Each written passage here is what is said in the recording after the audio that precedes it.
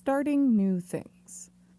Starting new things can be fun, but it can also be really scary. It can be fun from the sheer fact of you're starting something new, it's the unknown, but that also can be the really scary thing. And starting too many things at once can be bad. You'll get swamped, you'll get overwhelmed. I've done this so many times where I'm like, I'm going to start all these new things and it's going to be great, and then it all just comes crashing around your ears. And I mean, this may only be my second video, but just from making my first one, I learned so much from starting that and how difficult it is. I had no idea, and I have so much more respect to all the creators on YouTube and just in general any creator ever. I mean, it takes so much time and effort, and you got to be focused and determined. It's mind-boggling how much of themselves they put into their work, and that I'm trying to do that. That's crazy.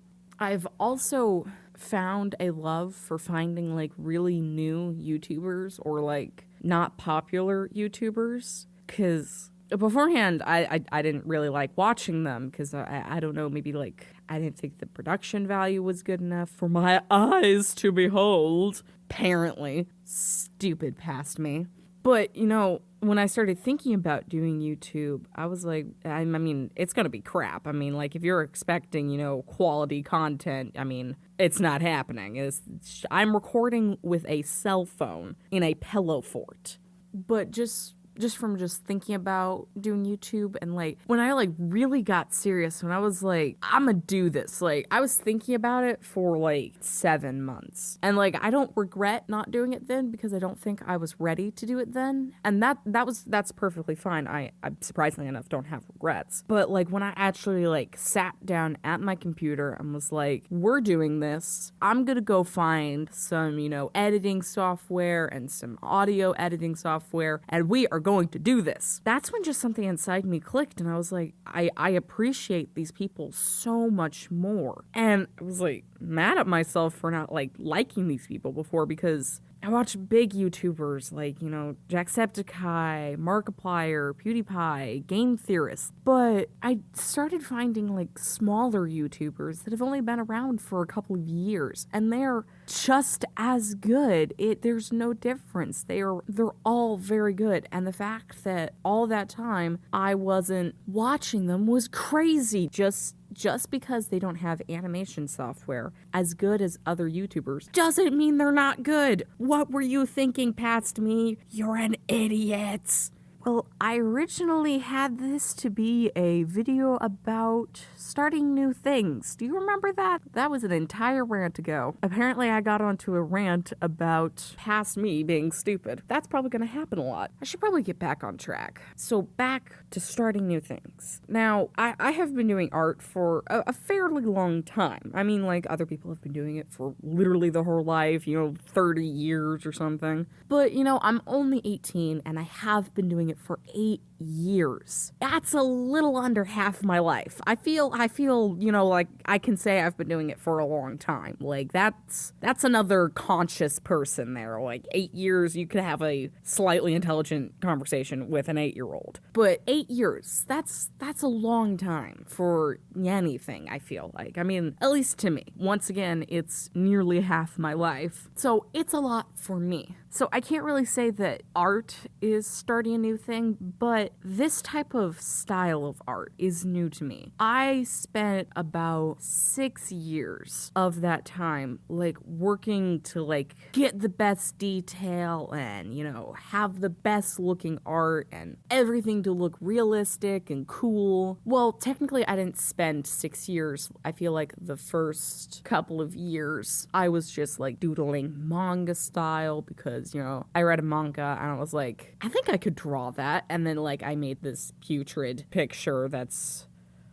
We don't talk about it, but it was the best thing ever then. And that was the joy of starting something new, because I had never done something like that before. I'd drawn stick figures, not, like a full like person with like hair and like limbs. It was mind-blowing for the 10-year-old me. And then like I started practicing more and more and more, and the new things started to become normal. It wasn't new anymore, but it was still exciting and fun because I kept pushing myself to do new and better things in a thing that wasn't new to me anymore, so it kept feeling rejuvenated. And I watched a video a couple years back about a guy that like spent even more time than I have. He spent like 15 years doing art, and he spent it doing exactly what I was doing for those 6, just trying to become the best possible at it and becoming so detailed and everything. And he had pictures of all these, and they were like incredibly detailed and like really crazy creations, and he wasn't happy with it. And I was like, but dude, that's